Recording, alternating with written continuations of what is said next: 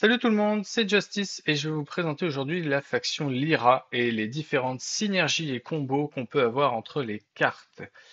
On est sur une faction où on a différentes possibilités. Le point un petit peu commun entre les différentes stratégies, ça va être un peu l'aléatoire, même si on peut néanmoins le gérer et le diminuer. Mais on a, en fonction du personnage qu'on va choisir, des stratégies qui vont être complètement différentes. Le but de la vidéo, c'est pas de faire le point sur toutes ces stratégies, c'est d'avoir une vue globale de ce qu'on peut faire et des cartes qu'on va pouvoir jouer ensemble pour en profiter un maximum. Je ferai, une fois que j'aurai fait toutes mes vidéos sur la présentation des cartes et synergies des factions, je ferai un focus sur chacun des personnages avec les cartes qui sont essentielles pour leur deck. Donc je vous renverrai à ces vidéos si vous voulez en savoir plus. Je suis pas expert du jeu, j'ai fait pas mal de parties et j'espère que mon analyse va vous permettre de construire au mieux votre deck dans la faction Lyra avec le personnage qui vous correspond.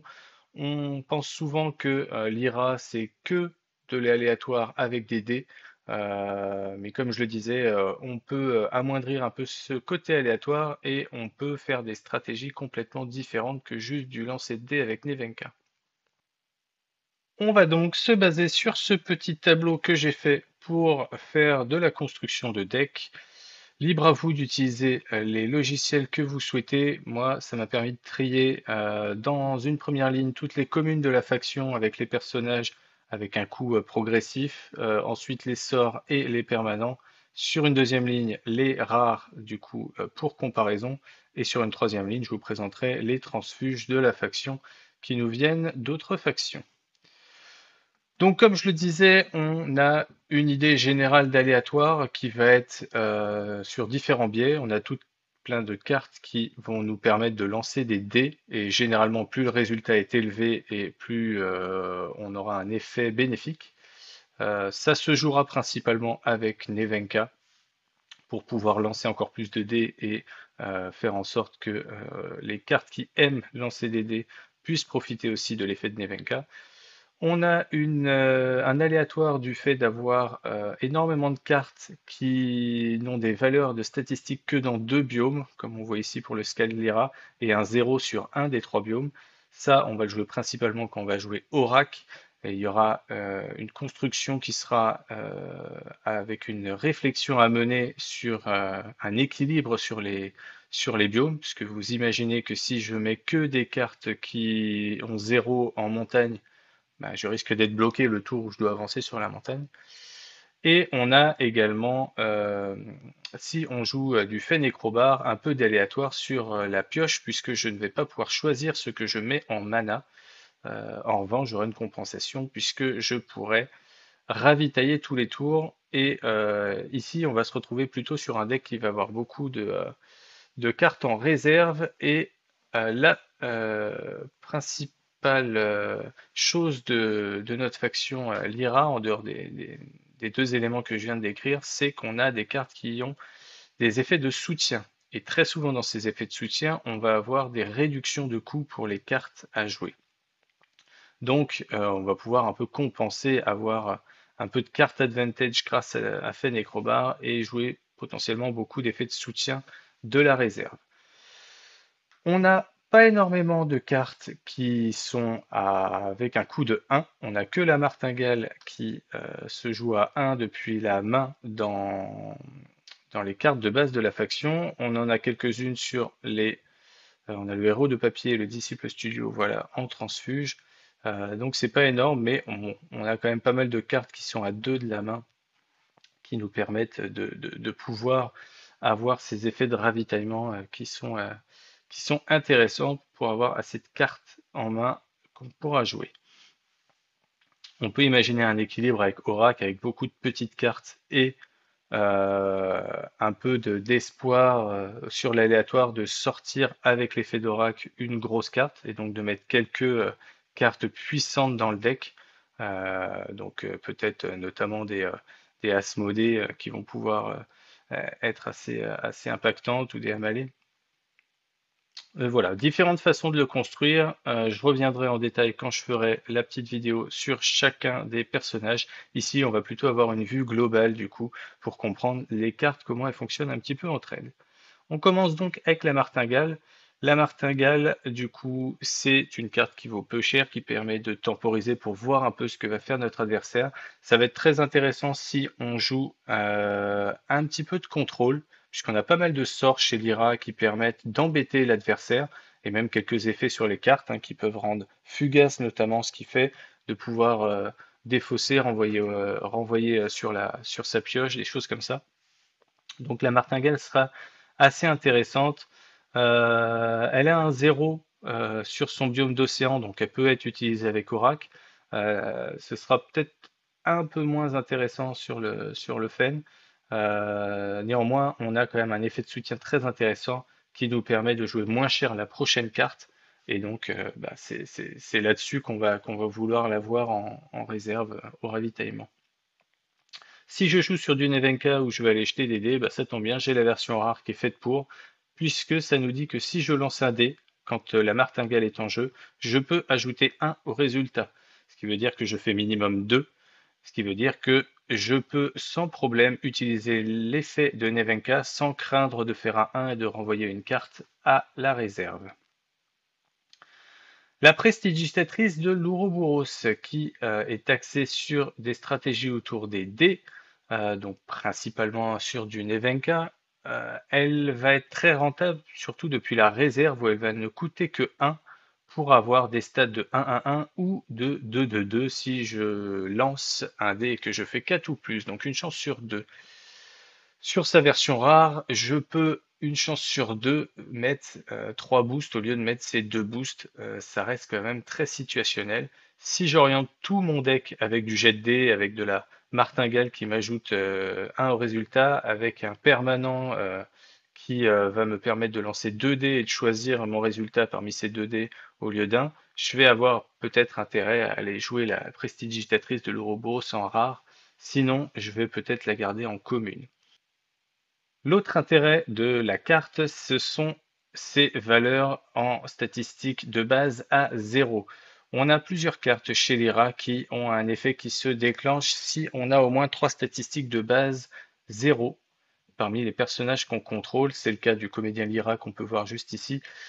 C'est le cas du tisserand verdoyant. On a plusieurs choses comme ça et on a quelques cartes qui sont à 3 fois 0. On n'est pas obligé que ce soit une carte qui ait les 3 à 0, mais c'est beaucoup plus pratique. C'est beaucoup plus facile d'avoir 3 stats de 0 sur ces expéditions si on a déjà une carte qui amène les 3.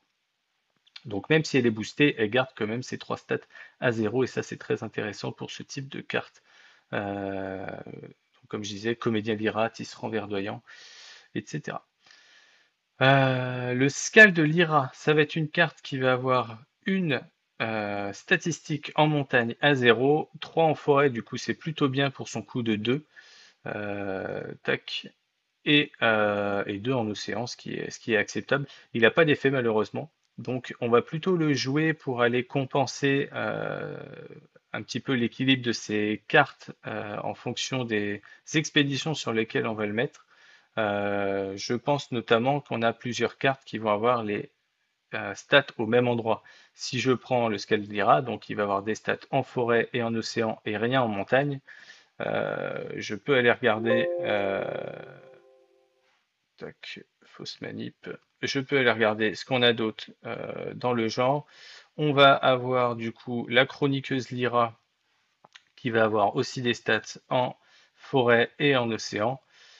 Et je vais avoir le Chapelier dans sa version rare et un Robin des Bois. Et je pense que c'est tout. Je vais regarder à gauche s'il y a autre chose. Non. Donc voilà. Donc ça veut dire que si je fais un deck avec toutes ces cartes-là, je vais à un moment donné être un peu bloqué parce que j'ai de grandes chances de tout piocher et quand je vais être sur la montagne, je vais avoir que des cartes qui me donnent 0 en montagne, donc ça va très mal se passer.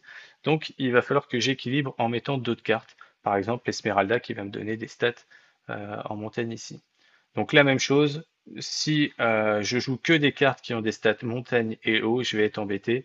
Donc il faut faire la répartition. Je vais éviter de mettre à la fois Esmeralda, à la fois Danseuse d'étoffe Lyra, Marchand de sable, Croupière de l'Ouroboros et qu'est-ce qu'on va avoir d'autre?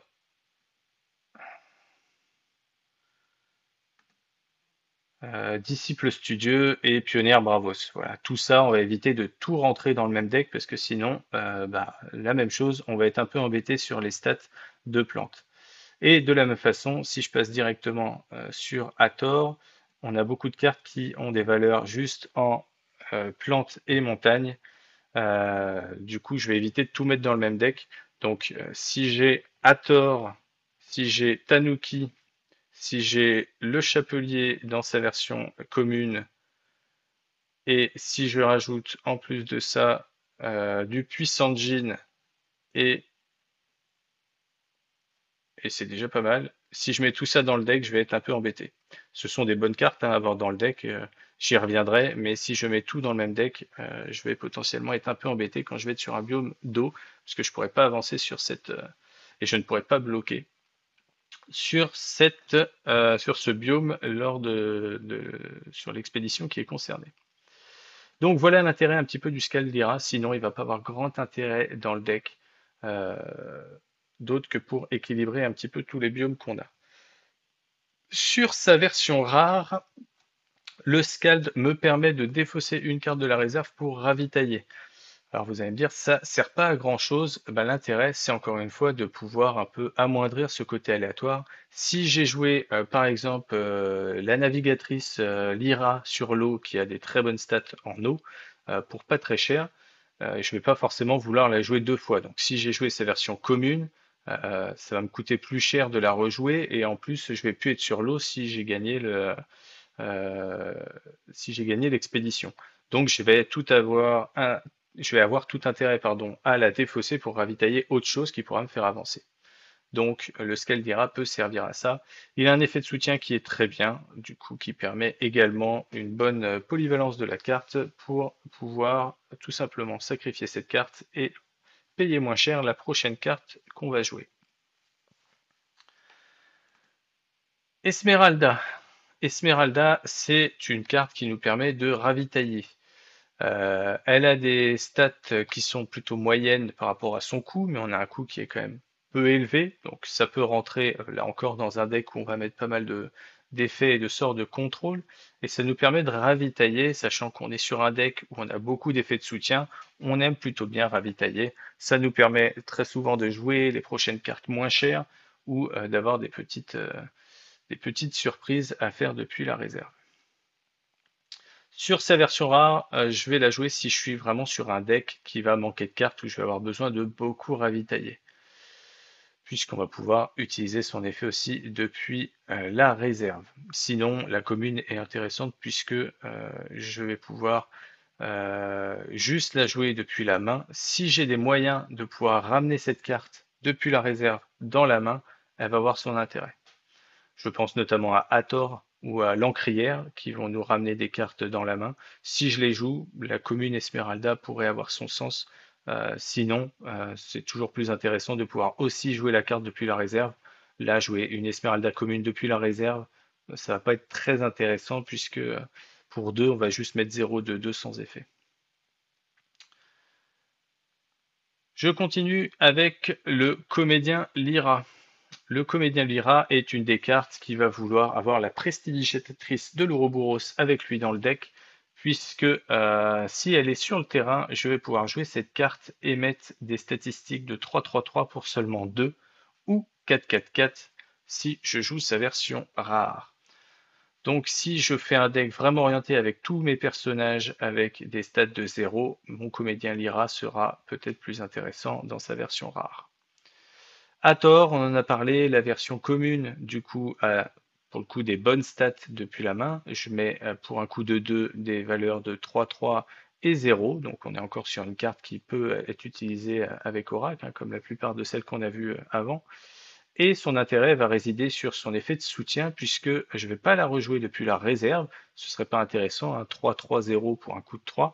Par contre, son effet de soutien me permet de renvoyer dans ma main une carte de ma réserve. Donc si je joue quelques cartes avec des effets main, tels que Esmeralda qu'on a vu, tels que le Tanuki qu'on va voir un peu plus tard qui permet de saboter depuis la main, bah, c'est intéressant de pouvoir les ramener dans la main et de pouvoir juste les jouer à ce titre-là. Sur sa version rare, on va donner un petit peu de polyvalence, on se donne l'occasion de pouvoir la jouer depuis la réserve pour qu'elle ne soit pas une carte trop morte si j'ai rien à ramener depuis la réserve. Bon, généralement, on a toujours des choses qui peuvent être ramenées, mais là encore, comme je disais, si on a des cartes qui sont plus intéressantes depuis la main, on va vouloir potentiellement les ramener en main. Si on n'est pas sûr d'avoir cette possibilité, on peut se laisser l'opportunité de jouer la carte à tort directement en payant 2 et pour mettre 3-3-0 sur le terrain. La navigatrice Lyra, hop, je vais rester comme ça. La navigatrice Lyra, c'est une bonne carte qui permet de prendre l'eau, mais seulement l'eau, ça bloque pas sur le reste 0-0-4. Donc ça va être une carte intéressante, mais ça peut potentiellement bloquer le jeu. Donc je déconseille de la mettre en trop d'exemplaires. Potentiellement, même idée qu'avec le Scald Lyra, si je veux ne pas jouer justement ce petit combo avec le Scald Lyra notamment, je peux vouloir la navigatrice Lyra dans sa version rare qui me permet, une fois que je l'ai jouée, de ne pas avoir à la rejouer mais de ravitailler. Donc je la défausse et je la remplace par une autre carte qui va me donner les biomes qui m'intéressent si je suis passé sur l'océan. Si je ne suis pas passé sur l'océan, la rare est aussi intéressante puisque ça me permet de la rejouer si jamais je n'ai fait que bloquer ou si jamais l'adversaire a été plus fort que moi sur l'expédition et ne m'a pas permis d'avancer sur l'océan. Donc je pourrais dans ce cas-là la rejouer pour seulement 2 et avoir de grandes chances de passer cette fois-ci. Autre intérêt, c'est qu'elle peut rentrer quand même dans les decks avec des comédiens Lyra et des tisserands verdoyants, puisqu'elle a quand même 2 stats à 0. Donc on peut arriver facilement à 3 stats à 0 avec cette carte. L'encrière de l'Ouroboros, j'en parlais pour renvoyer des cartes en main, puisque son effet va être que quand elle va depuis la zone d'expédition en réserve, je peux renvoyer une autre carte de la réserve dans ma main. Donc les Tanuki, les Esmeralda dans leur version commune, ce sont des choses que je veux potentiellement renvoyer dans ma main. Elle a des stats qui sont correctes, elle coûte 3 pour 3-3-2, donc ça en fait une carte qui est quand même intéressante dans cette stratégie. Sa version rare va me coûter moins cher, donc je vais pouvoir la mettre sans grande difficulté. Je peux l'orienter sur un deck où j'ai beaucoup de cartes à faible coût de mana et potentiellement quelques cartes qui vont me coûter cher, mais que je vais pouvoir utiliser avec les effets de soutien qui me rabaissent le coût des cartes. Et ça tombe bien puisque c'est le cas aussi de l'encrière de l'Ouroboros. Son effet, du coup, on a dit, c'est depuis la zone d'expédition à la réserve. Du coup, vu que quand je l'ajoute de la réserve, elle va gagner un jeton fugace, elle va pas passer par la réserve, elle va s'en aller à la place d'aller en réserve. Donc je pourrais pas utiliser son effet 2 fois. Ce qui veut dire qu'elle va être beaucoup moins intéressante quand je vais la jouer depuis la réserve. Donc si j'ai des cartes qui me permettent de défausser un petit peu ce que j'ai en réserve, ça va pas être trop gênant de la jouer. Je pense notamment à la prison de peinture qu'on verra plus tard, qui me permettent un petit peu de virer ce que j'ai en trop dans ma réserve qui n'est pas très efficace. Si j'ai pas ça, et ben j'ai tout intérêt à aller prendre la rare qui me permet d'aller jouer ma prochaine carte pour un coût réduit. Ou alors de pouvoir la jouer un peu plus facilement pour des stats qui sont plutôt correctes. Anansi va jouer avec la réserve, donc être plutôt orienté sur un deck Fen et Crowbar a priori. On va gagner un boost pour chaque carte dans la réserve. Ça peut se jouer avec n'importe quel deck si on a suffisamment de ravitaillement pour qu'elle soit très rentable. Bon, de base, si on a un dans sa réserve et qu'on la joue, ça va être une carte plutôt moyenne. Mais si je la joue de la réserve alors que j'avais que 2 cartes, il m'en reste une, je paye 2 et ça me fait une 3-3-3, donc c'est plutôt très honnête. Généralement, quand je la joue de la main, je fais en sorte de la jouer quand j'ai au moins 2 cartes dans ma réserve. Je peux monter facilement à 3 du coup si je joue Fen et Crowbar, puisque je vais ravitailler en début de tour. Et du coup, je vais pouvoir gagner dans ces cas-là 3 boosts. Donc pour un coup de 3, ça me fait une 5-5-5, c'est très intéressant. Pour la version rare, elle est intéressante par le fait d'avoir des stats à 0. Donc ça va rentrer dans la stratégie du comédien Lyra, du tisserand verdoyant. Et elle va me permettre de gagner du coup un boost pour chaque carte dans la réserve de chaque joueur. Donc ça peut être un peu plus situationnel, mais si j'ai un Trest en face par exemple, bah, je vais être très content de sortir cette carte puisque ça va facilement me redonner 2 boosts, voire 3 boosts supplémentaires. On passe à la suite avec la danseuse d'étoffe Lyra. La danseuse d'étoffe Lyra nous coûte 3 pour un 0-3-2. C'est pas excellent, mais ça va nous permettre un peu de contrôle. Depuis la main, ça me permet de donner Fugace à un personnage ciblé. Deux possibilités, soit je donne Fugace à un personnage adverse, et ça me permet du coup ce fameux contrôle. Si je la joue, il va falloir que je puisse potentiellement la ramener en main pour faire son effet suffisamment souvent.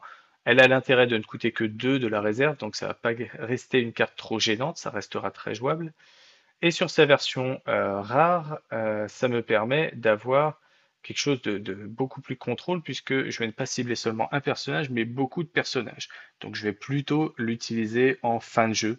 Euh, a priori, la rare, il n'y aura pas trop d'intérêt de l'avoir 3 exemplaires, mais ça peut être intéressant de garder une rare sur la fin du jeu pour mettre Fugace sur les grosses créatures qu'on ne veut pas voir revenir depuis la réserve. Je disais qu'il y avait deux possibilités, puisque l'autre possibilité, c'est de rendre Fugace ses propres personnages. Et ça va rentrer dans une stratégie orientée autour du festival Lyra, puisque on a une stratégie un petit peu différente avec ce festival, où on va vouloir avoir, pour gagner la partie, un personnage ancré, un personnage fugace et un personnage endormi. Donc ça peut être intéressant de mettre la danseuse commune aussi dans ce cadre-là. Elle permet potentiellement d'aller rendre fugace quelqu'un. Si j'arrive à l'ancrer ou à l'endormir ce tour-là, je peux potentiellement aller trouver ma dernière, mon dernier élément pour activer ma victoire grâce au Festival d'Ira. Pour rester dans le thème, le marchand de sable a tout intérêt à être joué également dans cette stratégie festival puisqu'il me permet d'endormir un personnage ciblé.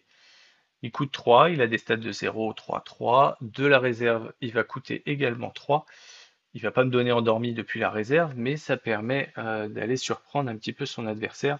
Plusieurs possibilités. Donc soit je vais endormir l'un des miens si il me manque cette condition pour aller gagner avec le Festival Lyra, soit je le joue plutôt en fin de partie et je viens mettre un petit peu de stats sur une des expéditions et je viens endormir un personnage adverse pour me garantir voler même peut-être une expédition. Sur sa version rare, il va coûter un peu moins cher du coup depuis la réserve, ce qui va en faire une carte un peu plus jouable. On est toujours dans cette tactique de si j'ai des cartes que je veux renvoyer en main, bah, je peux renvoyer ma commune, je ne vais pas trop l'utiliser de la réserve.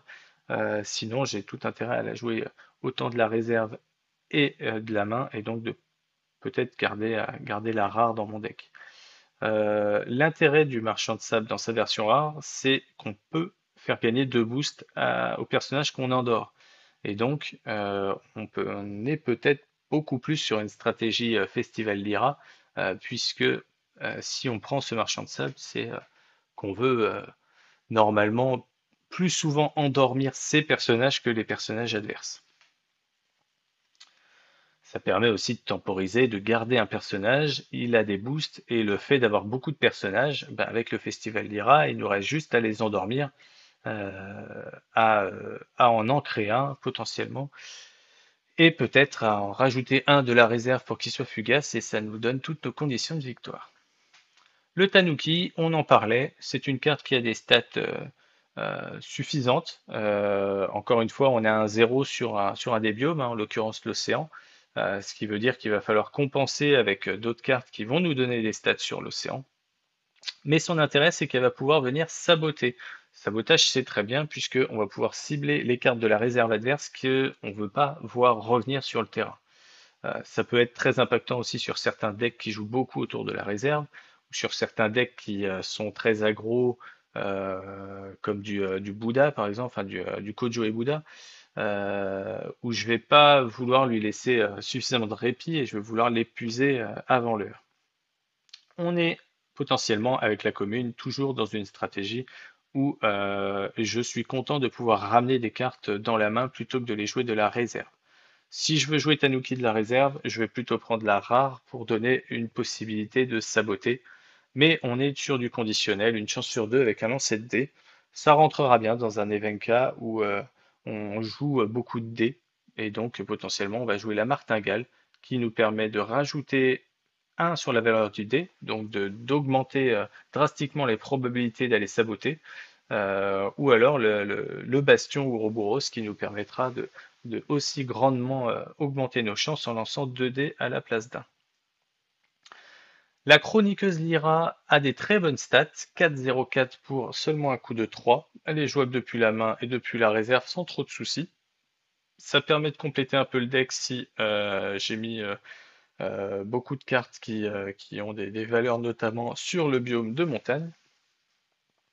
Et j'ai sa version rare qui me donne en plus un ravitaillement.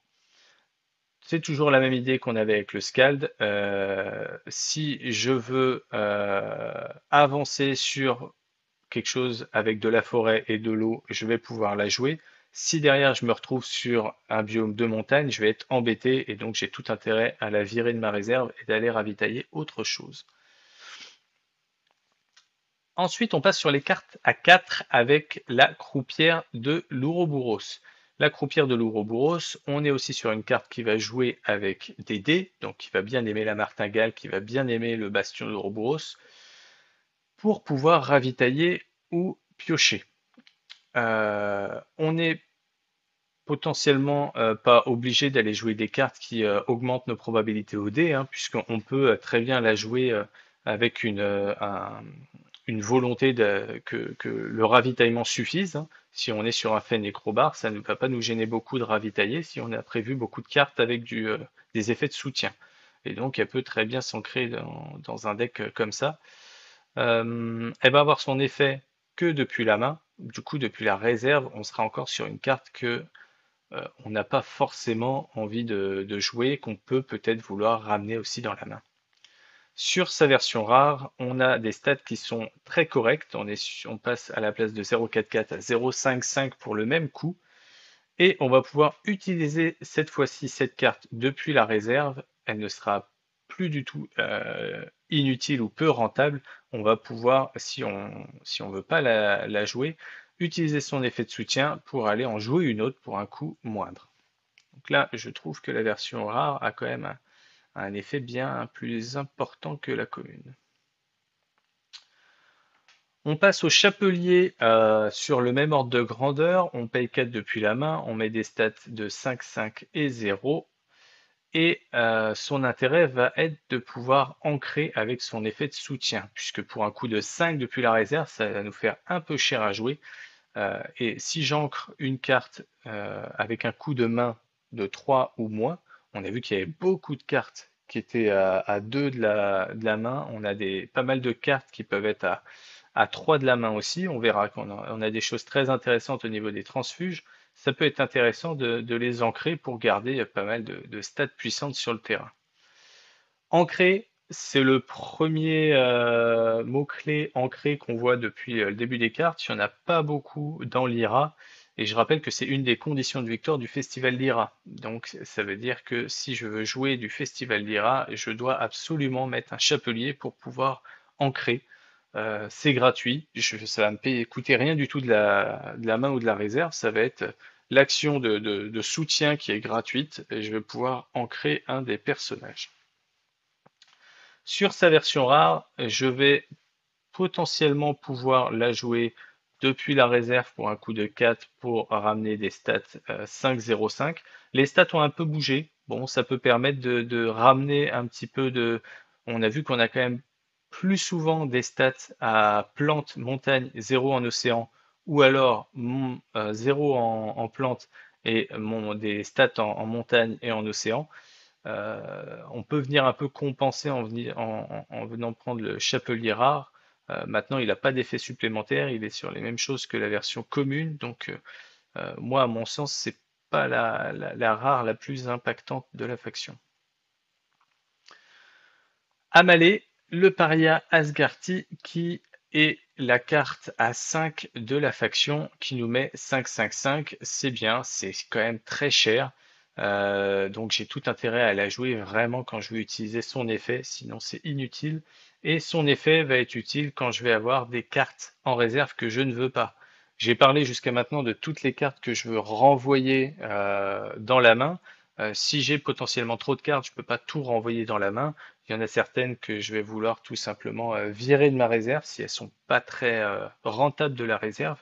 Amalé peut le faire. Il peut défausser une carte de la réserve et en contrepartie, il va aller venir piocher une autre carte. Donc ça va me donner un avantage par rapport à mon adversaire en termes de cartes, hein, puisqu'on va avoir on vire une carte de la réserve pour piocher, donc on gagne l'équivalent d'une demi-carte finalement, ce qui peut être assez intéressant. Euh, Ça peut rentrer dans pas mal de decks où on a mis des effets de soutien, où on réduit le coût des cartes, puisque bah, si on réduit le coût de 1, voire même de 2, bah, voilà, on va jouer un Amalé qui va être très impactant pour un coût assez moindre. Si on se garde une petite gestion, un petit sort derrière, ça peut être très intéressant. Sa version rare, c'est un peu plus situationnel en fonction de l'adversaire qu'on a en face, du héros qu'on a en face, puisque on va pouvoir défausser autant de cartes qu'on le veut pour piocher le même nombre de cartes. Non, autant pour moi, j'ai confondu avec une autre carte, ça va pas dépendre de l'adversaire qu'on a en face, ça va dépendre du nombre de cartes euh, potentiellement avec un effet main qu'on va jouer dans son deck. Si je joue beaucoup de cartes avec des effets main, je vais me retrouver à un moment donné avec ces cartes un peu mortes dans ma réserve. Donc le Amalé, dans sa version rare, peut faire un peu du nettoyage, de virer un peu toutes ces cartes qui ne m'intéressent pas. Donc évidemment, il va être utile au-delà de 2 cartes dans la réserve, beaucoup plus utile sur un Fen que sur autre chose, puisque potentiellement on peut virer les 3 cartes de la réserve qu'on aurait en début de tour pour aller piocher 3 cartes. Si je joue un Fen avec beaucoup d'effets main, je pense que l'Amalé sur sa version rare peut être intéressant.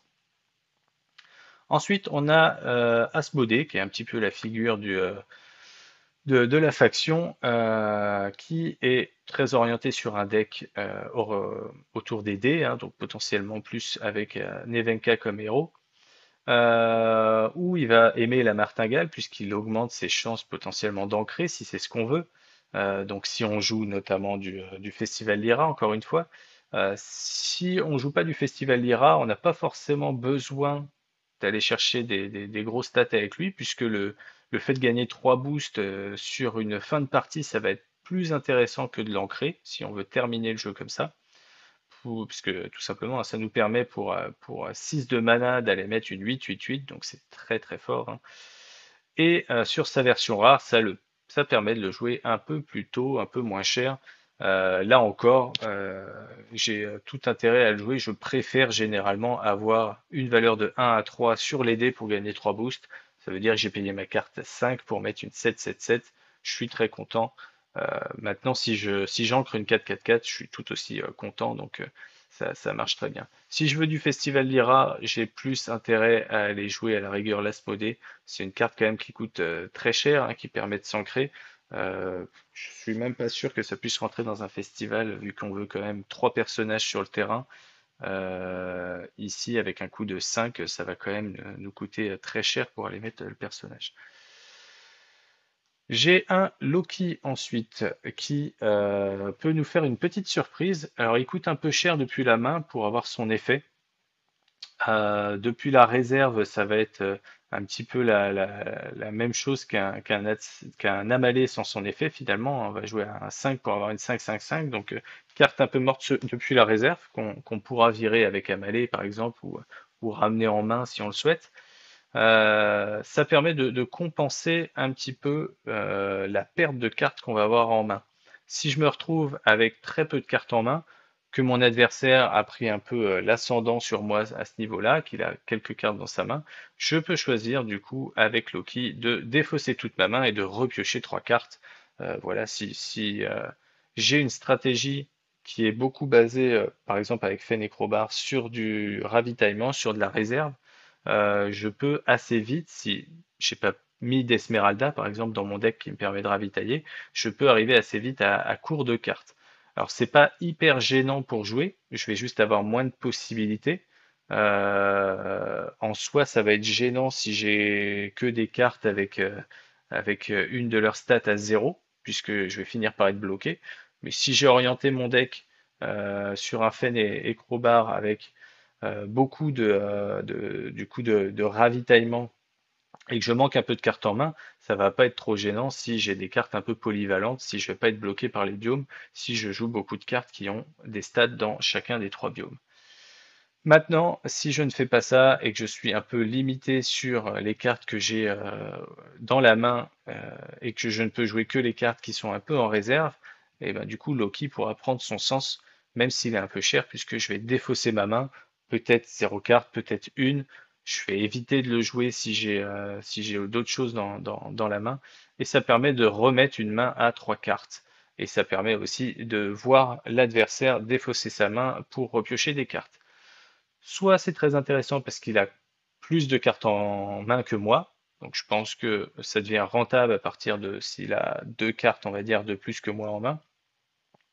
Mais il y a un effet de surprise qui est aussi très intéressant, puisque quand je l'ai en main, je vais jouer les cartes qui m'intéressent, et potentiellement je vais le jouer le tour où j'ai une carte en main qui est pas du tout intéressante pour moi. Ça me permet de renouveler ma main. Par contre, ça permet de le faire sur un tour où l'adversaire va être un peu pris au dépourvu. S'il a gardé ses petites cartes, on est du coup pour le jouer avec un coup de 7, on est forcément sur le milieu fin de partie. S'il a gardé ses cartes un petit peu surprises de contrôle, de gestion qui permettent de répondre à ce que je vais faire, comme des Furies du Kraken, comme euh, des- je me rappelle plus du nom pour endormir, là, le sommeil de chez Mouna. S'il a prévu de garder un Atlas chez Bravos, s'il a prévu de garder un Kraken chez Izmir, bah, ça permet tout simplement de ramener cette petite surprise et de dire bah non, tu vas le mettre à la défausse et puis tu vas aller repiocher des choses qui vont pas t'intéresser potentiellement. Donc ça peut être intéressant d'en avoir au moins une dans le deck pour cette petite surprise-là. Sur son effet rare, ça permet de défausser la main et la réserve. Donc ça va être puissant sur tous les decks qui vont jouer avec la réserve. Là, en l'occurrence, si je joue du Fenecrobar sur de la réserve, bah, je vais pas avoir du tout envie d'aller jouer la rare. Par contre, si j'ai d'autres stratégies et que potentiellement je mets pas grand-chose en réserve, et notamment, ça peut être aussi intéressant juste si je joue beaucoup d'effets de soutien, parce que je vais utiliser mes effets de soutien avant de jouer mon Loki. Et au moment où je joue mon Loki, j'ai plus grand-chose à défausser, je vais pouvoir piocher trois cartes. L'adversaire, si lui n'a pas encore joué ou encore beaucoup de cartes dans sa réserve, bah, ça lui défausse sa réserve aussi, donc ça peut être intéressant dans ce cadre-là. On passe ensuite au niveau des sorts. Au niveau des sorts, je disais qu'on a pas mal de choses qui permettent de gêner un peu l'adversaire. Le premier, c'est l'entraînement a cappella. C'est la deuxième carte de base, en plus de la martingale, qui a un coût de 1, donc qui peut se jouer facilement pour temporiser, pour voir ce que va faire l'adversaire. Ça donne fugace, donc ça l'embête, ça lui réduit un petit peu ses possibilités en termes de cartes. On a sa version rare qui va nous coûter plus cher, qui va nous permettre de piocher. Si je joue énormément de soutien et que je ne joue pas trop de ravitaillement, ou si je veux avoir la possibilité d'avoir beaucoup de choix parce que je joue des cartes avec l'un des biomes à zéro, je vais avoir besoin d'un peu de pioche. Et donc l'entraînement a cappella qui coûte 2 va me permettre de donner fugace et de piocher une carte, donc il n'est pas inintéressant. Par contre, il permet moins cet effet de je paye pour voir ce que tu vas jouer, et donc je vais moins l'utiliser sur un deck où je vais avoir des sorts de contrôle. Franchir le Bifrost pour un coût de 2 avec fugace nous permet de changer l'expédition de tous les personnages qu'on contrôle. Donc évidemment, si on met des personnages des deux côtés, la carte n'a aucun intérêt. Par contre, si je joue seulement d'un côté et que je me rends compte, lorsqu'il me reste plus que quelques manas en main, que finalement bah, je ne prends pas la majorité sur cette expédition, bah, pour un coup de 2, je peux tout simplement envoyer toute ma bande sur l'autre expédition et surprendre mon adversaire en disant bah, finalement non, je vais aller sur l'autre expédition pour la prendre. Donc voilà, ça permet un peu de compenser une potentielle malchance où on aurait prévu, où tout se serait pas passé justement comme prévu, de venir changer ses personnages d'expédition et de surprendre un peu l'adversaire comme ça. On peut penser à Isitok, qui est très fort chez Ordis, qui empêche une expédition d'être jouée. Là, pour le coup, pour contrer cette carte, cette carte Franchir le Bifrost est très intéressant puisque ça permet d'aller retirer nos cartes qui n'auraient aucun impact sur l'expédition qu'a neutralisé Isitok et de pouvoir les mettre de l'autre côté. Sa version rare, ça permet de choisir si on le fait chez nous ou si on le fait chez l'adversaire. Il faut y voir, il faut aller chercher l'intérêt. C'est pas forcément évident. Enfin, pour moi, ça me paraît pas évident. Ça peut être intéressant sûrement avec certaines cartes, mais je vois pas directement l'intérêt d'aller mettre cette carte dans un slot de rare. Je pense que pour le même coup, la commune suffirait. Le seul intérêt viable qu'on peut imaginer, c'est d'aller mettre les cartes sur l'autre expédition si les biomes ne correspondent pas du tout. Mais ça va être quand même très situationnel. Si en face on a un Lyra, ça va pouvoir être impactant parce qu'on va pouvoir mettre les personnages dans une expédition qui les intéresse pas du tout. Et donc ça va bien mettre en difficulté notre adversaire. Par contre, si je suis sur un Sigismar qui a des stats sur tous les biomes, ça va pas vraiment l'impacter. Le sort suivant, Meunier Tudor, qui permet de gagner endormi. Ça peut être une carte jouée dans le cadre du festival Lyra pour aller endormir chez nous. Ça peut être une carte jouée en fin de partie pour endormir un personnage de l'adversaire et de lui voler une expédition. Et c'est une carte qui, même si elle est ravitaillée, est intéressante puisqu'elle permet une réduction de coût sur la prochaine carte. Donc c'est une carte qui ne vaut que 2, donc ça fait partie de cette stratégie de temporiser un petit peu, d'embêter l'adversaire, même si même si j'ai envie de dire, elle peut vraiment se jouer à la fois en début de partie pour aller endormir bah, l'un de nos personnages qui n'aurait pas eu l'expédition qu'on souhaitait, pour le garder pour le tour suivant. En fin de partie, on pourra l'utiliser plutôt pour endormir un adversaire. L'intérêt en début de partie, c'est que même si on l'utilise une fois, on n'a pas besoin de l'utiliser une deuxième fois. Il y a peu de chances que ce soit très intéressant, très rentable 2 fois d'affilée, mais on pourra l'utiliser pour avoir un coût de 1 de moins euh, sur, euh, sur la prochaine carte jouée. Et je précise qu'à chaque fois, on a cet effet intéressant, hein, c'est très souvent la prochaine carte que vous jouez, hein, contrairement aux autres factions où on dit le prochain personnage joué ou le prochain permanent joué. Ici, quelle que soit la carte qu'on joue, on va avoir une réduction, donc ça permet vraiment de faire un petit peu ce qu'on veut. Donc ça permet aussi de jouer les sorts moins chers, évidemment. Sur sa version rare, c'est beaucoup plus cher, ça coûte le double, 4 depuis la main ou depuis la réserve, puisque c'est fugace, que ce soit ravitaillé ou que ce soit pioché, on va pouvoir le jouer de la même façon. Et ici, on va pouvoir endormir tout le monde dans l'expédition ciblée. Donc, soit on est sur un tour milieu fin de partie où l'adversaire a mis beaucoup de cartes en jeu, on veut endormir tout le monde. J'ai envie de dire c'est même plus dernier tour de jeu que milieu de partie, puisque ben, potentiellement si on joue en deuxième joueur, qu'on arrive à temporiser un peu avec des choses comme martingale, entraînement a cappella, qu'on met un minimum de stats, voilà, une martingale ça suffit à mettre un 1 dans l'expédition, et que derrière on joue un meunier Tudor et qu'on fait dormir tout le monde, bah, on n'a que nos stats et finalement, bah, il nous suffit de deux martingales, donc de 2 en mana pour passer des deux côtés. L'autre stratégie, c'est si je reviens sur mon festival d'Ira, je peux endormir tous les personnages que j'ai. C'est pas très grave si j'avance pas, puisque c'est pas mon objectif. Certes, je vais faire avancer potentiellement l'adversaire des deux côtés. Par contre, je garde tous mes personnages. Donc, si je joue une stratégie où j'ai beaucoup de petits personnages sur un milieu de partie où je garde potentiellement trois, voire si je suis plutôt sur la fin de partie et si j'ai réussi à mettre beaucoup de petits personnages, je peux en endormir quatre. Le tour suivant, j'ai quatre personnages. Si j'ai suffisamment de quoi les ancrer, les endormir, et si j'en avais un qui était fugace, eh ben, ça va être très facile d'activer mon festival d'Ira. S'il n'est pas trop tard, en tout cas vis-à-vis de l'avancée de l'adversaire. Ensuite, on a le cocon d'étoffe, qui est une gestion assez sévère. Ça coûte seulement 3 depuis la main ou depuis la réserve. Ça se joue qu'une fois, c'est fugace.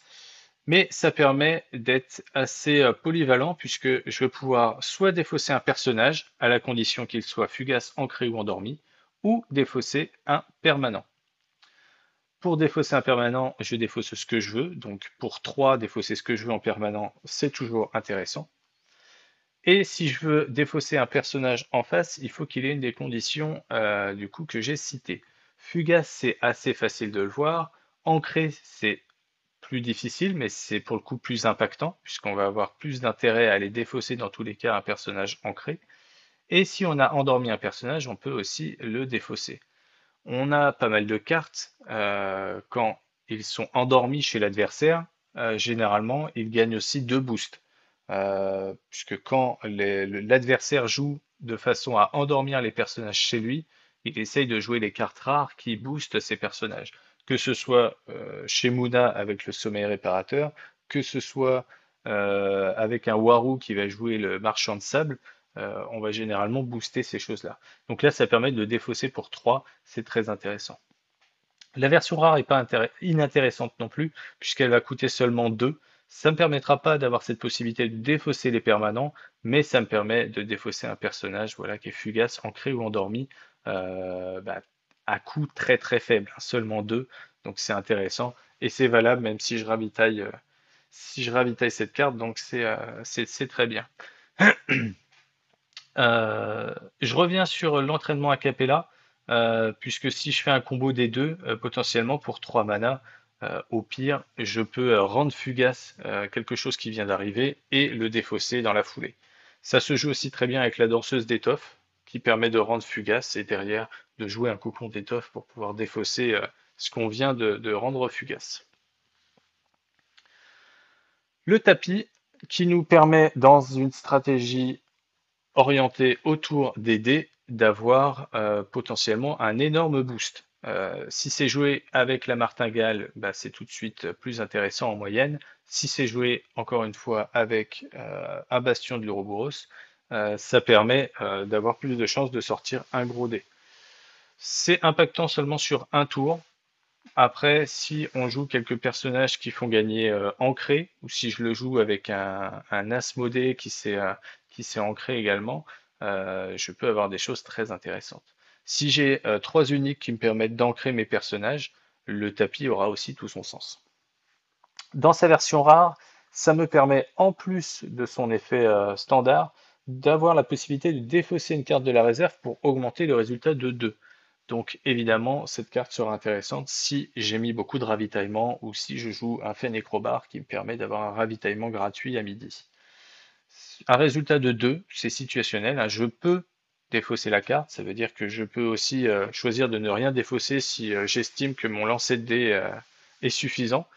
Et je le fais dans l'ordre, c'est-à-dire que je lance le dé, je vois le résultat, donc je vois le nombre de boosts que je vais pouvoir obtenir, et après je peux défausser de la réserve pour augmenter le résultat que j'ai observé de 2. Donc ça me permet de réagir en fonction du résultat que j'ai obtenu.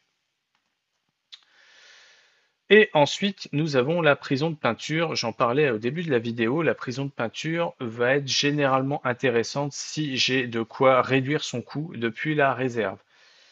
et je vais la jouer du coup plutôt en commune, puisque la rare n'aura en ce sens aucun intérêt, elle coûtera la même chose, elle coûtera 3 aussi, quand je vais la jouer si je défausse une carte de la réserve.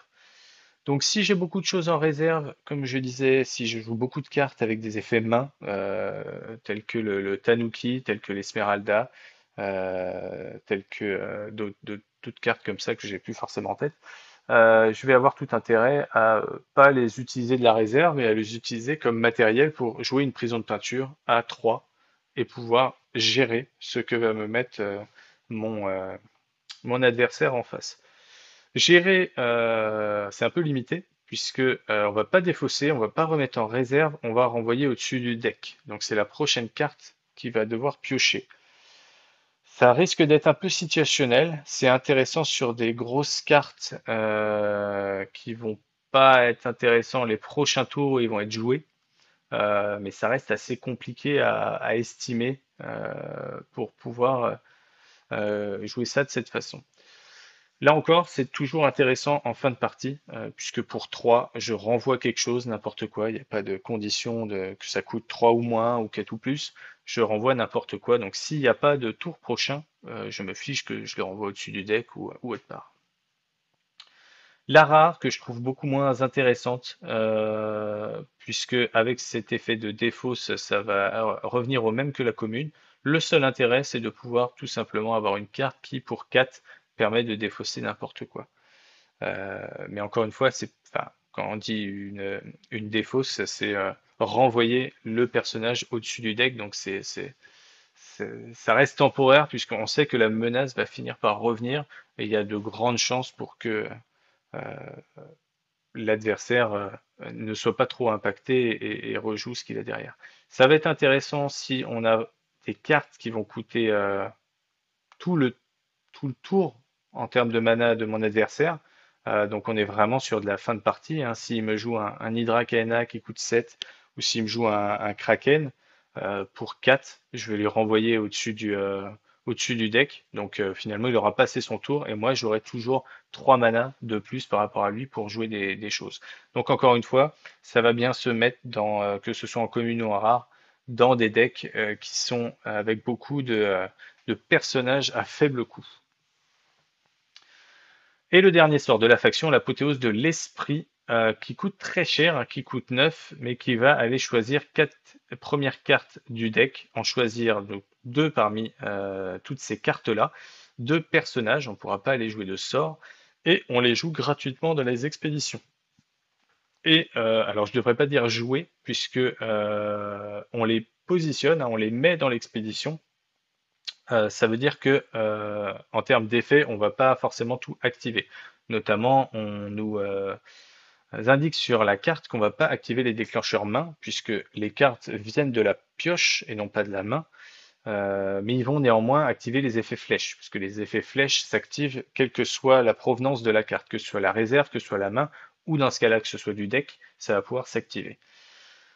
Encore une fois, on est plus sur une carte de toute façon à 9, on est forcément sur de la fin de partie, mais on va plutôt vouloir jouer cette carte en finisher sur le dernier tour, puisqu'ils vont gagner Fugace, donc en plus de ça, ils vont pas pouvoir être forcément rejoués. Bon, est-ce que j'aurais forcément intérêt à les rejouer si c'est des grosses cartes que j'arrive à sortir de mon deck et que je veux les jouer? Je vais pas forcément vouloir les remettre tous de la réserve. Si vraiment c'est des grosses cartes, ça va me coûter très cher de remettre de la réserve dans tous les cas.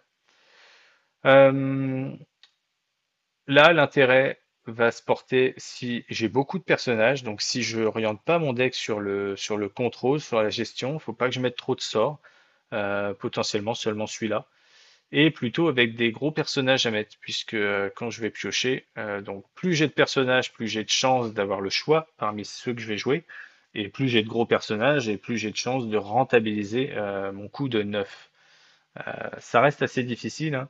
Ça veut dire qu'il faut que je mette des cartes qui valent au moins 5, enfin 4 ou 5 pour rentabiliser.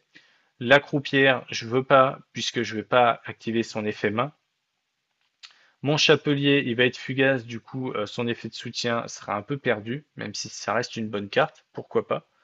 Le Hamalé, je vais être content de l'utiliser, puisque je vais pouvoir défausser une carte de la réserve pour me ramener des choses en main.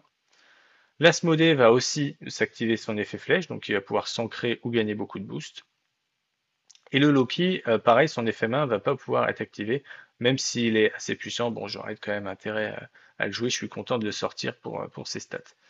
Et donc ça veut dire que si je veux jouer l'apothéose de l'esprit, il faut que je mette, j'ai envie de dire, ces 4 cartes, ou les versions rares, ou quelques-uns des gros qu'on a ici, le Kaibara ou les Drakana, ou même le Shenlong.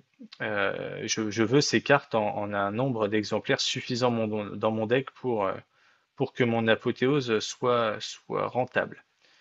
Évidemment, plus je mets de grosses cartes et plus je vais être embêté sur le début de partie, donc il faut que j'arrive à mixer un peu les deux. Ça se jouera peut-être plus sur un deck avec Aurak, où je veux avoir peut-être pas trop activer son effet, mais ouais, puis Aurak, je vais pas vouloir jouer à Malène et Asmodée, donc pas forcément. Ça peut se jouer avec la croupière, le chapelier, l'Hydracaena avec Aurak, mais on sera peut-être un peu plus limité. Et enfin, du coup, on arrive avec les bastions, donc l'Ouroboros. Bon, je reviens rapidement dessus, hein, l'Ouroboros qui nous permet de lancer un dé de plus. Donc dès que je vais jouer Nevenka, je veux avoir un Ouroboros. Et dès que je veux aller mettre des cartes qui se jouent avec les dés, comme la croupière, je vais vouloir, ou la prestidigitatrice de l'Ouroboros notamment, je vais vouloir aller jouer le bastion. Sur sa version rare, il va me coûter moins cher. Donc si j'oriente tout mon deck sur les lancers de dés et j'ai vraiment besoin de gros résultats, j'ai besoin de mettre mon bastion suffisamment tôt. Si je joue la prestidigitatrice en rare, je vais vouloir la jouer assez tôt dans le jeu. Et donc je veux avoir, pour la rentabiliser, mon Ouroboros joué parmi les premiers tours de jeu. Le premier ou le deuxième euh, de préférence. Et enfin, le Festival d'Ira, du coup, qui nous permet de gagner la partie si on a joué tout plein de petits personnages qui ont chacun de l'un d'eux un ancré, du coup, un endormi et un fugace. Deux possibilités de le jouer. Soit je le joue en amont, et ça me permet de piocher une carte. Ça me permet d'avoir, du coup, pas trop de mal à avoir suffisamment de cartes, hein. Si on a dit, hein, on veut beaucoup de personnages, donc ça veut dire qu'on va jouer beaucoup de personnages de faible coût, et donc on va venir vite à court de ressources, et donc la pioche de cartes peut avoir un intérêt pour combler un petit peu ce manque. Si je veux plutôt jouer la surprise et le jouer un peu plus tard, potentiellement, plutôt sur de la fin de partie, quand je suis un peu limite vis-à-vis de mon adversaire, je vais plutôt le garder en main et surprendre mon adversaire une fois que j'ai mes 3 personnages sur le terrain, puisque là, l'effet flèche va me donner une des 3 conditions que je n'ai pas encore. Si j'ai déjà 2 conditions sur du coup 2 d'entre eux, je vais pouvoir donner la condition au troisième. Le fugace, il est assez simple à obtenir, hein, il suffit que ça vienne de la réserve. Et on a vu qu'on avait quand même quelques cartes, hein. On a la Capella qui peut donner fugace à nos propres personnages, on a la danseuse d'étoffe qui le permet aussi. Endormi, on a vu que c'est jouable assez facilement. On avait quelques cartes. On en a aussi dans les transfuges. On a le Kodama qu'on va voir un peu avant. On a le Meunier Tudor qui permet d'endormir. Et est-ce qu'on avait quelque chose d'autre? Ah oui, on avait le Marchand de Sable, effectivement. Donc on a quand même pas mal de possibilités. Si on les joue en 3 exemplaires, ça permet d'avoir pas mal de possibilités. L'ancrage, on en a un peu moins. Mais on a vu qu'on avait le chapelier qui nous coûte rien puisqu'on l'utilisera en effet de soutien pour ancrer. Et derrière, bon, l'Asmodée qui peut potentiellement ancrer, mais ça reste une chance sur 2. Euh, Après, c'est intéressant dans le sens où je vais le jouer plutôt avec un Nevenka. Et la Nevenka, si j'oriente ma stratégie en maximisant mes jets de dés, je vais avoir peut-être plus de chances de faire un 6 et donc aussi d'ancrer pour valider mon festival. Mais donc voilà, si je veux pas être trop embêté à chercher notamment ce ancrage qui est le plus difficile d'être à obtenir, mon festival dans sa version rare fera le travail à ma place. J'en viens au transfuge avec le héros de papier qui est une des cartes à 1. Donc on a dit si je veux jouer du Festival Lyra, je vais avoir tendance à vouloir un peu plein de petites créatures à 1 pour pouvoir les ancrer, leur mettre fugace. Bon, de la même façon que la version Ordis, elle va nous ramener un jeton recrue en la défaussant. C'est toujours plus intéressant que d'avoir juste 0-1-1. Ça, la jeton recrue nous donne 1-1-1. Donc ça veut dire que je mets 0-1-1 pour un coût de 1 et après de la réserve, je mets du coup un 1-1-1 pour une valeur de 1. J'ai pas de carte, je crois, qui synergise avec les recrues, hein, c'est pas le but de la faction, mais c'est toujours une carte intéressante pour voir ce que fait l'adversaire ou pour positionner, setup un petit peu mes personnages et pouvoir leur donner les conditions pour mon festival Lyra. Ou tout simplement dans un deck un peu plus contrôle de temporiser pour aller surprendre mon adversaire avec de la gestion et lui renvoyer en main et garder je le disais tout à l'heure avec l'exemple du martingale, mais ça marche tout aussi bien avec le héros de papier et le disciple studieux si je veux mettre les trois dans mon deck. Le disciple studieux, du coup, va être joué aussi en intérêt si j'ai beaucoup de sorts, donc beaucoup de contrôle, hein, puisque ça me permet de payer moins cher le prochain sort. Du coup, son effet de défausse ne va pas avoir grand intérêt, hein, puisque je le ferai en le jouant de la main. Si j'ai pas d'intérêt à le jouer, il aura cet intérêt de pouvoir gratuitement, sans payer le 1 finalement, si j'ai pas besoin de ses stats, de quand même me faire jouer un sort moins cher. Donc on a vu que dans les sorts, on avait des choses quand même relativement intéressantes, notamment le meunier Tudor, qui me permet d'endormir tout le monde. Si j'endors tout le monde et que je mets juste des stats à 1-1 pour gagner l'expédition, bah, pour un coup de 1, je suis quand même content. Et en plus, du coup, je peux piller un de moins mon sort meunier Tudor, donc je vais le piller que 3.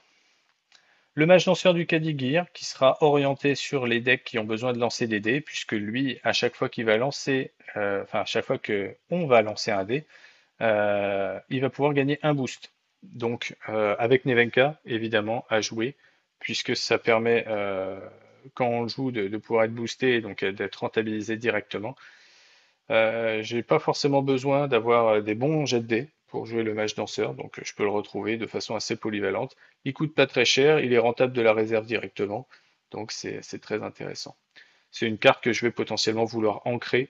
D'ailleurs, c'est en ce sens hein, qu'on va le vouloir dans un Izmir, qui va être beaucoup joué avec Afanas notamment. Ici, ça va être la même question. Donc, si j'ai mis beaucoup d'ancrage pour aller chercher mon festival Lyra, bah, je peux être content aussi d'ancrer celui-là juste pour qu'il gagne un peu de boost. La pionnière Bravos, rien d'exceptionnel, si ce n'est son coût assez faible pour ses stats. Elle permet de venir équilibrer si j'ai pas de, voilà, si j'ai déjà des stats en plante, elle permet de me donner des stats dans le reste. Le Kodama, on en parlait pour son effet endormi, donc il va très bien avec le festival Lyra. Et en plus de ça, il a un effet de soutien qui permet d'ancrer. Donc ça veut dire que si je joue mon festival Lyra, j'aurais tendance à vouloir le mettre 3 fois dans mon deck. En plus de ça, il a des stats très intéressantes. Il coûte que 2, il en envoie 3. Donc c'est vraiment tout bénef. Alors il sera pas utilisé le tour où il est joué puisqu'il gagnera endormi. Mais là encore, soit c'est pour mon festival et je suis content, pour seulement un coût de 2, donc ça reste une petite carte à jouer. Soit j'aurai déjà posé une carte 3-3-3 qui sera prête pour le tour prochain. La fée clochette qui me permet de saboter depuis la réserve, c'est pas très commun, mais on peut saboter depuis la réserve avec la fée clochette, contrairement à la plupart je pense d'ailleurs à tous les sabotages qu'on a sur le reste des cartes qui sabotent. Elle coûte que 2 depuis la main, donc ça en fait une carte assez intéressante. Un 1-3-3 pour 2, c'est suffisant. Et puis après, pour 3, ça nous donne des stats correctes et ça permet de saboter. Donc ça permet un peu de contrôle, virer un peu ce que possède notre adversaire pour des coûts assez réduits, c'est intéressant.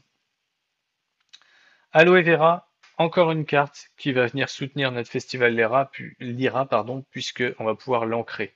Alors pour 3, on a une 2-2-4, c'est pas exceptionnel. Si on paye un de plus, ça va être encore plus cher, mais on va pouvoir l'ancrer. Si on ancre du coup sur des biomes qui peuvent nous intéresser, ça peut être très intéressant. Si on ancre pour le festival, c'est évidemment intéressant.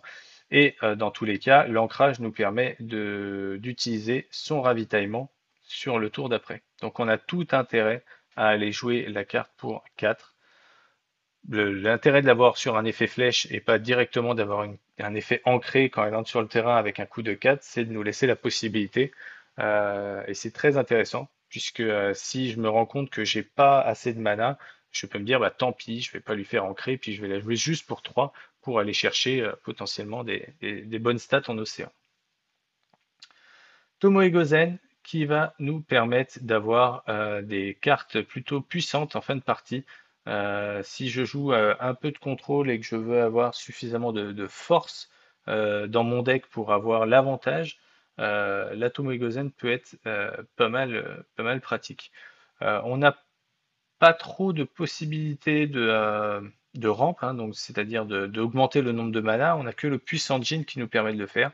Si je joue mon Puissant Jin, je vais jouer ma Tomoe Gozen. Ils vont très bien aller ensemble puisque je vais pouvoir augmenter rapidement mon nombre de mana et pouvoir du coup activer enfin, son trigger là, et de pouvoir la jouer plus rapidement. Le Yongsu, on en a parlé. Si j'ai de la prestidigitatrice de l'Ouroboros, j'ai facilement des stats, mes 3 stats de base à 0. Si j'ai la navigatrice Lyra, je les ai assez facilement. Si je joue le Anansi en rare, puisque pour rappel, sur sa version commune, il a des stats de base, mais sur sa version rare, il n'en a pas. Ou si je joue l'Hydrakena, alors idéalement si je joue tout ça à la fois, puisqu'on a vu que l'Hydrakena, on l'a vu tout à l'heure, on n'a que des stats de 0 aussi.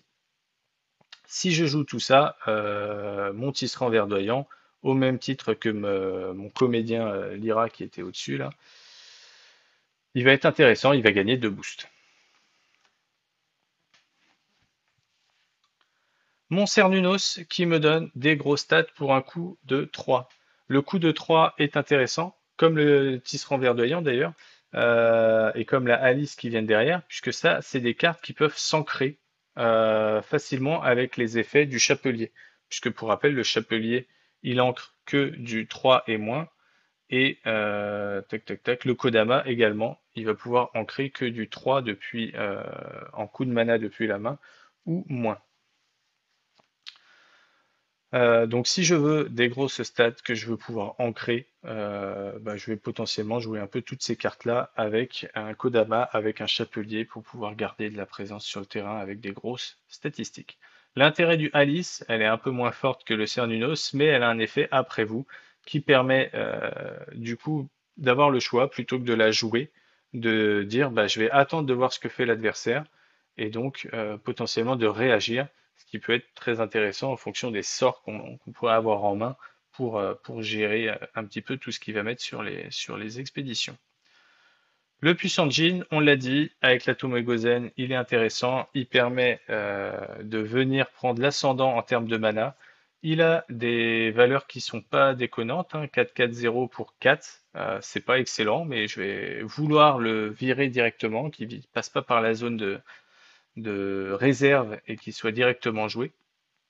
Ou alors, si je le ravitaille, que ce soit par une Esmeralda ou que ce soit via l'effet de Fenecrobar, bah, je suis content puisqu'il me coûte que 3. Et du coup, je vais pouvoir le jouer et il va quand même utiliser son effet puisque son effet s'active quand il part de la zone d'expédition, que ce soit à la fin de journée, qu'il aille en réserve ou qu'il soit fugace. Mais ça marche aussi s'il se fait gérer par l'adversaire par un sort qui le défausse, qui le renvoie au-dessus de la pioche ou quoi que ce soit.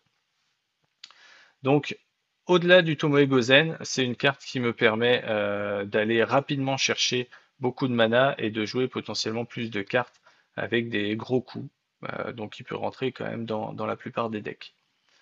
Flamel, coup de 4, a des statistiques qui ne sont pas excellentes, mais qui sont correctes. Il a un peu de tout.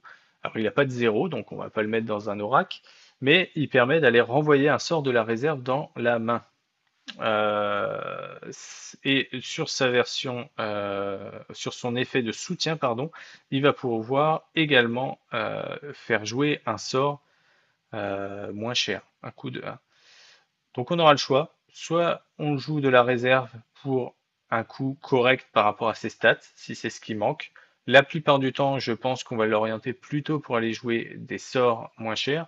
Donc si on a vraiment euh, une stratégie basée avec beaucoup de sorts, on va plutôt aller jouer Flamel pour pouvoir réduire les sorts et pouvoir renvoyer des sorts qui sont intéressants dans la main.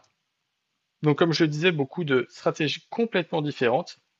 On a parlé un peu avant d'une stratégie où on va vouloir beaucoup de personnages et très peu de sorts. Si je veux jouer Flamel, je vais plutôt être que dans le contrôle avec assez peu de personnages et donc potentiellement beaucoup de sorts. Assez peu de personnages, ça veut dire que je ne vais pas jouer sur des petits personnages, qui est une autre stratégie du coup encore, plus orienté Festival Lyra ou temporisation pour aller jouer un peu de sorts quand même.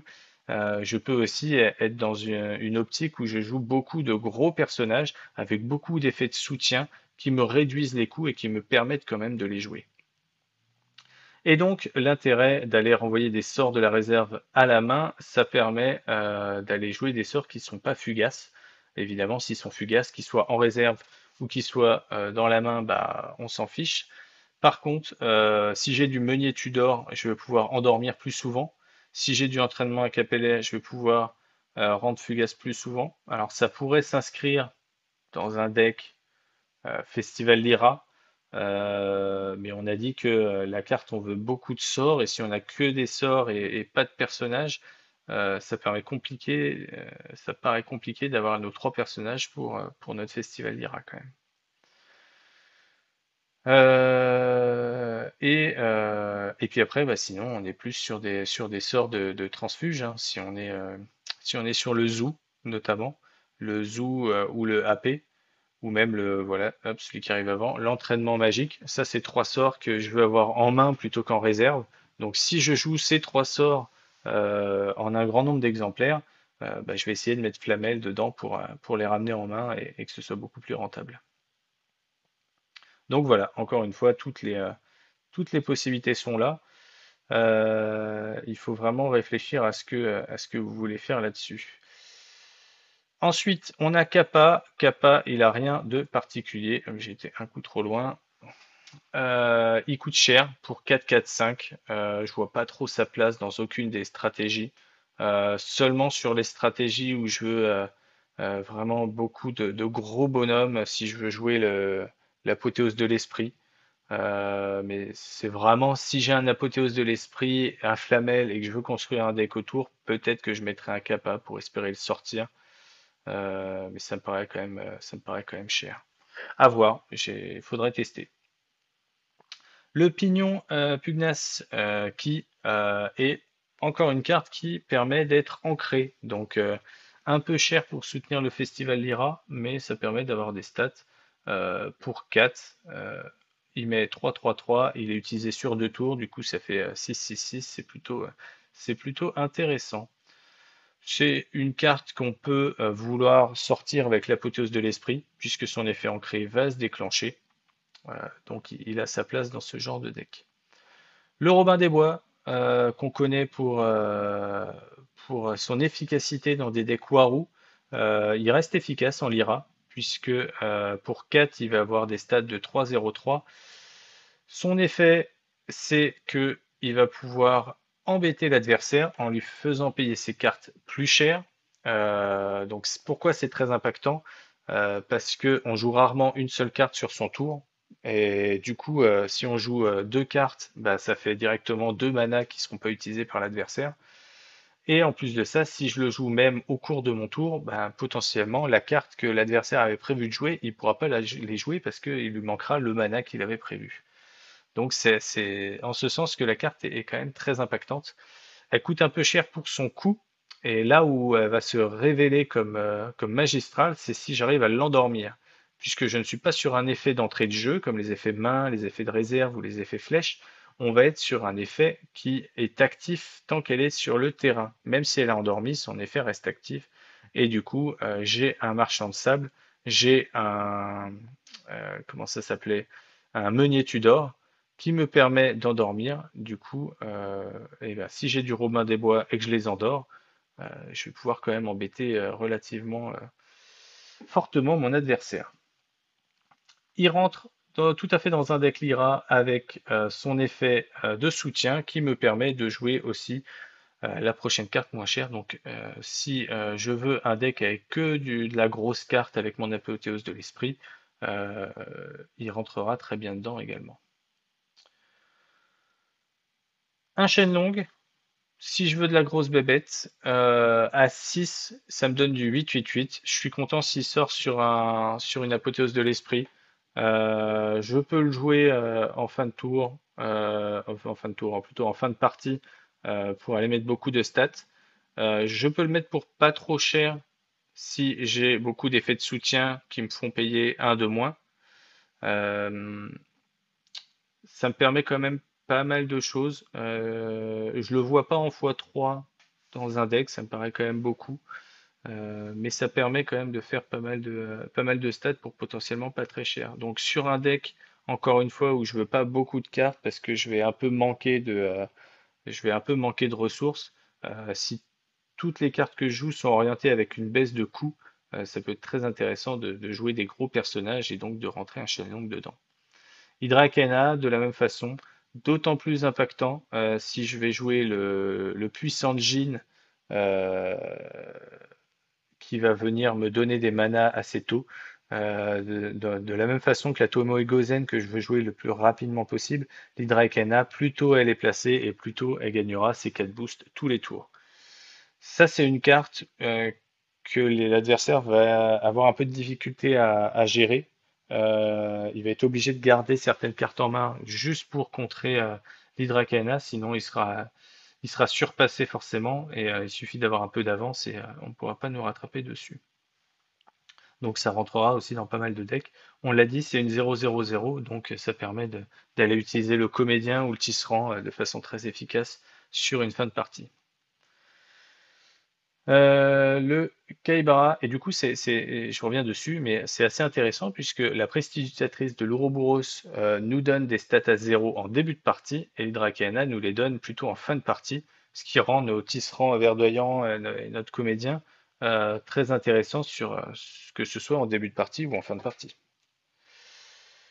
Le Kaibara, encore une carte qu'on veut sortir du chapeau avec l'apothéose de l'esprit, hein, si on la paye pas, avec 6-6-6, un gigantesque, qui nous met ça des deux côtés du terrain. Donc ça va être un très bon finisher la stratégie avec que du gros personnage, on va le mettre dedans. Mais vous aurez remarqué que la stratégie avec du gros personnage et le puissant Jhin pour les avoir assez tôt, on est quand même sur énormément de cartes transfuges, donc on va avoir du mal à mettre d'autres choses dedans. Après, on a beaucoup de cartes communes qui sont très intéressantes chez Lyra, donc on doit pouvoir se débrouiller quand même très bien. Les sorts, du coup, on en a parlé, de l'entraînement magique, de l'espionnage et du zoo qu'on aime avec Flamel pouvoir ramener en main. L'entraînement magique peut compenser un petit peu les effets de défaut de nombre de cartes en venant piocher pour pas cher du tout, pour 1. En réserve, par contre, elle va un peu nous empêcher de jouer convenablement, ça va être trop cher, 3 pour aller piocher une carte. Donc, on va aimer pouvoir l'utiliser depuis la réserve. Donc, soit j'ai des cartes comme Hathor, comme l'Encrière, comme le Flamel qui me permet de les remonter en main, soit j'ai des prisons de peinture qui me permettent de l'utiliser pour un coût moindre. Le AP, donc même idée. Là, je vais pas venir chercher à piocher des cartes, je vais venir un petit peu bouleverser les stratégies de mon adversaire. Je vais plutôt la jouer à la fin de mes tours, une fois que tout le monde a joué un petit peu ses personnages. Je vais, pour seulement un de mana, prendre un personnage et le changer d'expédition. Donc soit j'en prends un des miens, je le change d'expédition pour venir voler ou contester une majorité, soit je bouge un des personnages adverses qui peut avoir tout son sens, hein, que ce soit, il suffit généralement de mettre un personnage même pas très puissant sur un biome où il compte pour 0 parce que il n'avait pas les stats nécessaires. Euh, ça aura tout son impact dans la partie. Je peux m'amuser aussi à aller bouger des personnages endormis ou ancrés sur d'autres biomes où ils vont être inintéressants le tour suivant. L'espionnage, me permet beaucoup de contrôle, encore une fois, que ce soit depuis la main ou que ce soit ravitaillé, ça me permet de saboter et de ravitailler. Donc sur un deck Fen, voilà, je perds la carte et je viens ravitailler derrière, donc je perds pas mon nombre de cartes jouables, et ça me permet d'avoir un sabotage. On a vu qu'il y avait que la Tinkerbell, la fée clochette qui me permettait de saboter. Donc ça permet quand même de gérer des choses qu'on ne veut pas voir revenir depuis la réserve adverse.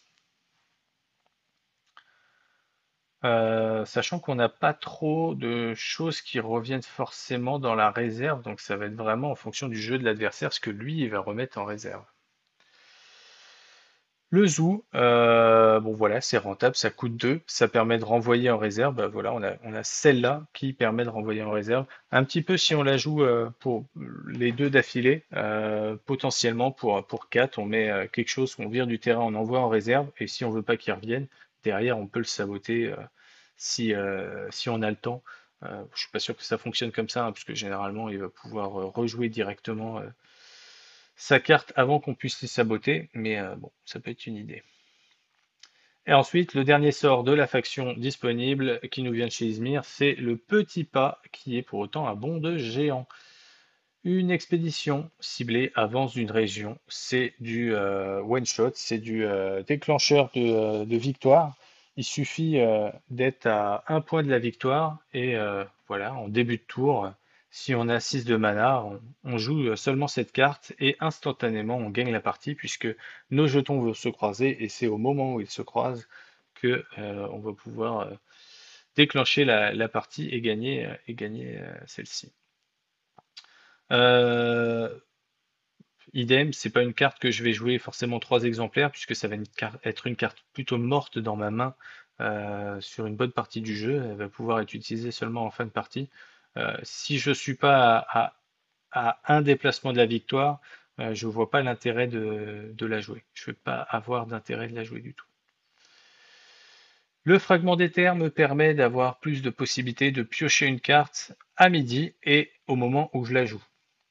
Donc le fait d'avoir cette pioche de cartes au moment où je la joue la rend rentable, sinon pour 5 ce serait quand même beaucoup trop cher. Mais là, si je suis sur un deck où j'ai mis tous mes effets en soutien et pas beaucoup de ravitaillement, je vais vite être limité sur le nombre de cartes que je vais pouvoir jouer. Et donc en avoir une de plus par tour, ça va pouvoir compenser ce manque.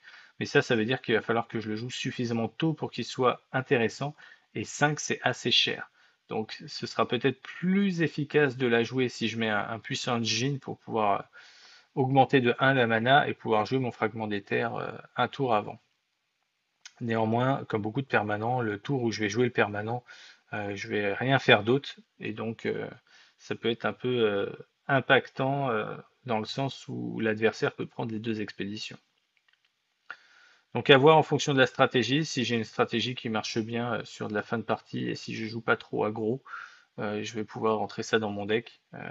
Donc ça dépend vraiment des cartes que j'aurais potentiellement mis dans mon deck. Et enfin, le bastion du Kadigir, qui nous permet de jouer gratuitement nos sorts. Donc ça, si on le met, c'est parce qu'on a une apothéose de l'esprit, qu'on veut jouer gratuitement, pour pouvoir jouer au moins 2 personnages, ou alors des petits pas bons de géant. Et du coup, on aurait intérêt à le jouer plus de fois, peut-être 3 fois, et on risque d'avoir des cartes qui nous gênent un petit peu en main, donc il va nous falloir beaucoup de ravitaillement, beaucoup de pioches pour pouvoir conserver ces cartes, ne pas avoir à les jeter et avoir quand même quelque chose à jouer entre temps. C'est très cher 8, mais l'activation peut se faire le tour où je le joue. Donc c'est pas un tour mort, hein, c'est je la joue pour 8 et j'active gratuitement un sort. Donc ça veut dire que je joue mon apothéose de l'esprit finalement. J'ai juste joué une carte en plus, mais ça m'a coûté le même coup. Donc d'où l'intérêt d'avoir cette nécessité d'avoir quand même suffisamment de pioches et donc peut-être de le jouer avec un fragment d'éther. Voilà, on a fait le tour de la faction. J'espère que la vidéo vous a intéressé. J'espère que vous avez compris que la faction est beaucoup plus profonde que ce qu'on pourrait imaginer avec un deck de démo Nevenka basé juste sur un lancer de dés. On a beaucoup de possibilités avec un deck où on va mettre beaucoup de personnages, où on va mettre des petits personnages, ou alors où on va mettre plutôt des gros personnages. On a des stratégies où on va vouloir mettre un peu des deux pour pouvoir les sortir, notamment par exemple avec Aurak, où on va espérer avoir quand même sortir du gros personnage. On peut très bien orienter son deck avec énormément de sorts et plutôt peu de personnages. On peut l'orienter autour du Festival Lyra. Bref, on a énormément de possibilités. Donc, je vous laisse à votre réflexion et je vous dis à la prochaine vidéo. Salut!